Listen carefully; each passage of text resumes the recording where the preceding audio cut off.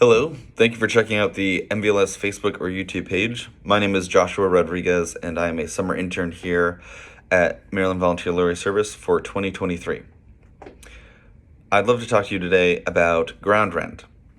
Ground rent is a bit of an odd term because it's a very old term. It's a concept that dates back to the 1200s and has been part of the Maryland property system since the 1800s. It's a method of maintaining lower housing and property costs, and it's also a method of keeping control and ownership of land while still allowing others to own, build, and develop properties and homes on that land.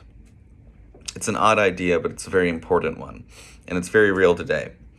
Not paying ground rent can actually result in the loss of possession of a home or property that sits on that ground. Here at Maryland Volunteer Lorry Service, one of the things that we like to do is to help individuals redeem their ground rent.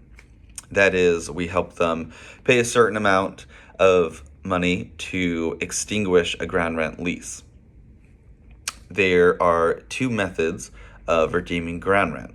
I'd like to talk quickly in summary through those with you today.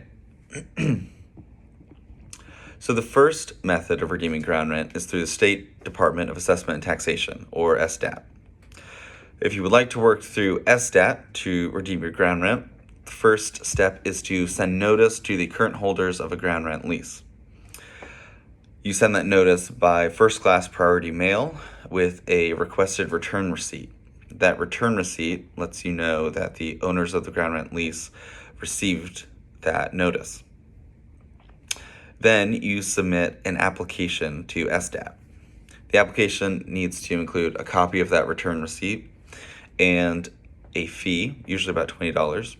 In addition, it also requires a copy of the ground rent lease. Usually these ground rent leases are very old and they can be a little hard to find, but they're also usually available online via Maryland's Land Records website. Once you send that application to SDAT, SDAT then posts a notice on their website for at least 90 days. That 90 days serves as a notice period for the owners of ground rent and anyone else that might be interested in this activity. And it also serves as a waiting period for you. Once that waiting period is over, then the ground rent can be redeemed. Now, there are fixed methods established by the Maryland legislature of how to calculate the ground rent redemption price. The price of redeeming the ground rent is known as consideration. Now, consideration will be different depending on what year the ground rent lease was established, but those numbers are available on the requisite forms for this process. Now, you will have to pay that amount, the consideration, and you will also have to pay either 3 years of ground rent or provide proof that 3 years of ground rent has already been paid to the ground rent owners. And you'll submit all of this on a form that will also ask you to certify either that you have had no contact from these ground rent owners for the past 3 years, or that the last payment has already been made to those ground rent owners, and that those owners are the same ones that the notice was sent to back in step 1. Once all of that is submitted, then SDAT will process your form and the funds and will send you a ground rent redemption certificate. That ground rent redemption certificate says that you have redeemed the ground rent and that you no longer own or have any obligation to pay rent for the ground that your home or property sits on. What a relief. But it's important to not stop there. Step 1, redemption, is complete, but step 2, recordation, is also necessary to make sure that your ground rent certificate can validly block the ground rent leaseholders from collecting. So remember to record your ground rent certificate with your local land records office.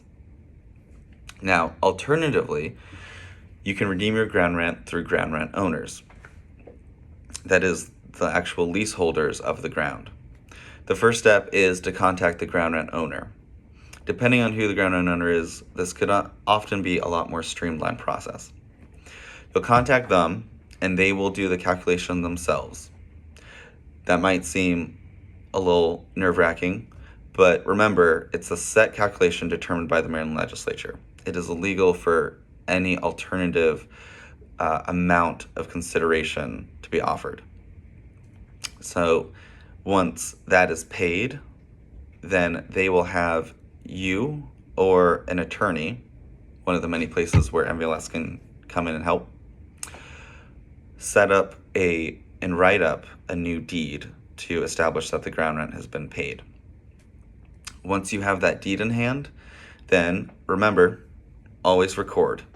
So you will need to record that deed with your local land records office.